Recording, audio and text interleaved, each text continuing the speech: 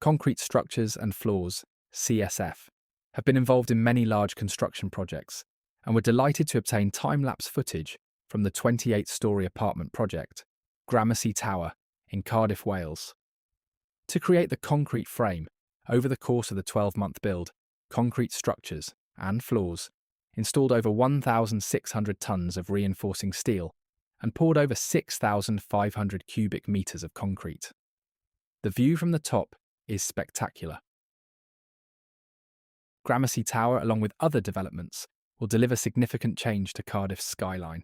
It's great to see that the development has attracted the attention of Skyscaper City, a global community dedicated to skyscrapers, cities, urban development, and the metropolitan environment. Let's build the future together. Contact Concrete Structures and Floors Limited today.